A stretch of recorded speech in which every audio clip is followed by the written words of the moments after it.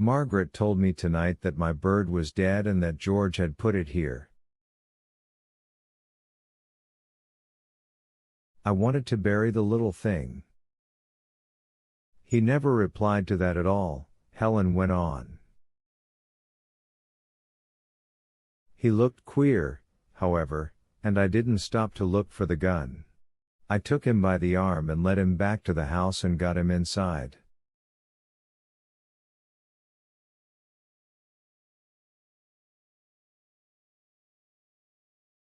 I don't believe he even recognized me. He seemed dazed.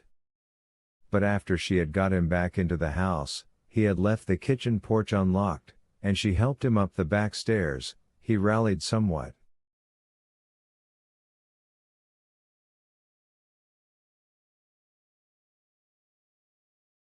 He said, "Thank you, Helen. I'm afraid I am not myself.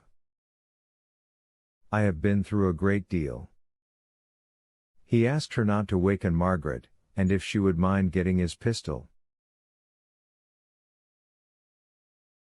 But she did not leave him at once.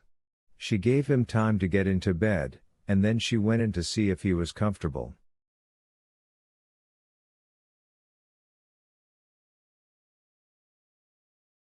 She knew where Margaret kept the whiskey too, and although he protested, she went downstairs and brought up the Tantalus from the dining room.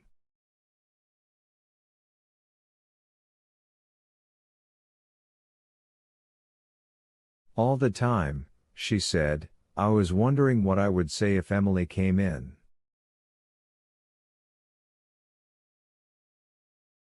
It would have looked pretty queer, my being there, and of course I couldn't tell her he'd tried to shoot her.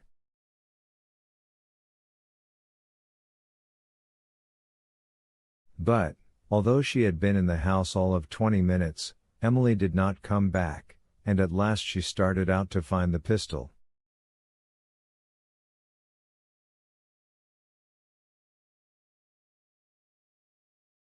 The old man seemed better, although according to her he still looked pretty ghastly. The lock was still off the kitchen door, and she left it so. Well, I didn't much care to go back, she said. Not with guards around the place and likely to find me on my hands and knees looking for a gun.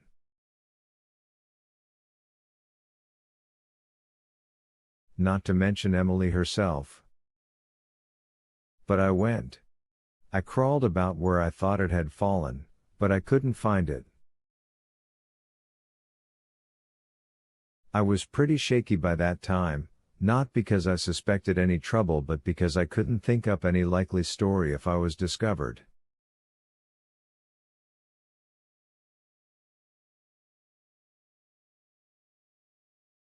I couldn't very well tell the police the old gentleman had tried to kill Emily, could I? And Jim in the mess up to his neck anyhow.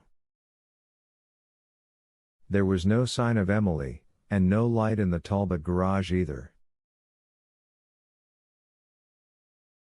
I thought probably she was still out there somewhere burying her fool bird. But it wasn't any fun, there in the dark. I could see a little against the lamps on the street, but I couldn't very well light a match, even if I'd had one.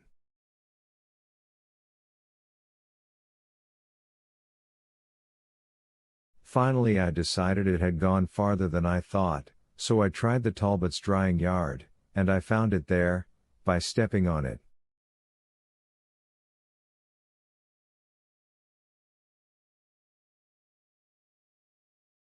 You hadn't heard any shot? Never a shot, or anything else. I suppose George had been out and gone back before I got there. Anyhow, the Talbot house was dark.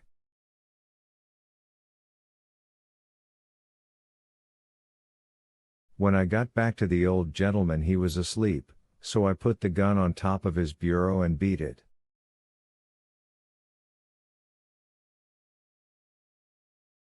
That's the story. You can believe it or not. She had been utterly incredulous when she heard of Emily's death. Mr. Lancaster could not have killed her. He was asleep and breathing stertorously when she left him. After that she began to worry.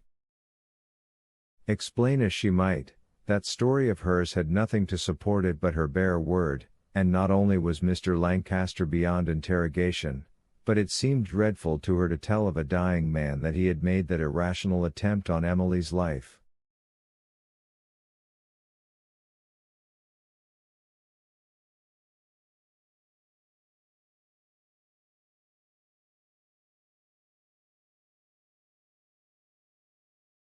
I simply decided to keep my mouth shut, was the way she put it. Just when she realized that Jim knew something she was not certain. He was queer all of Monday and Monday night. She would find him gazing at her, and then looking away quickly before she could catch his eye.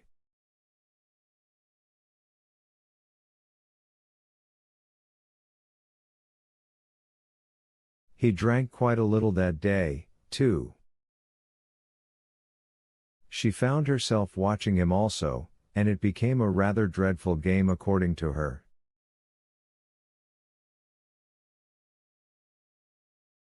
For by Monday night each of them was suspecting the other of what she called something.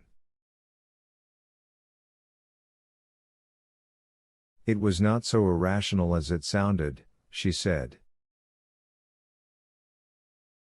If Jim knew that she had been out on Sunday night, then he too might have been out of the house.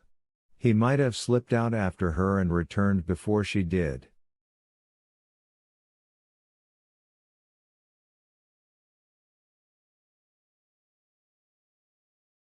Of course it was crazy, she explained, but I wasn't normal, any more than the rest of you along the Crescent.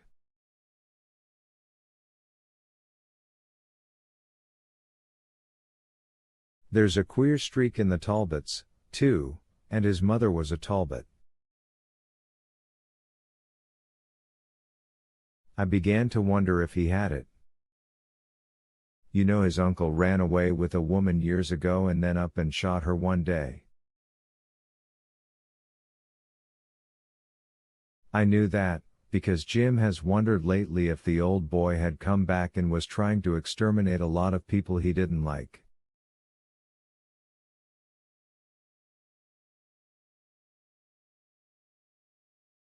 By Monday night she had worked herself into a modified sort of hysteria. That was when she had walked into our house and said what she had said.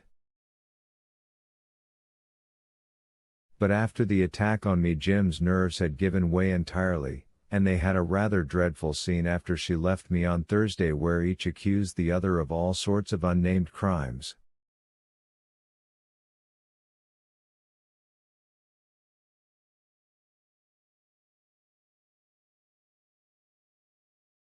When she had jerked open the door to leave the room, she found their new butler in the hall outside, and knew that he had been listening.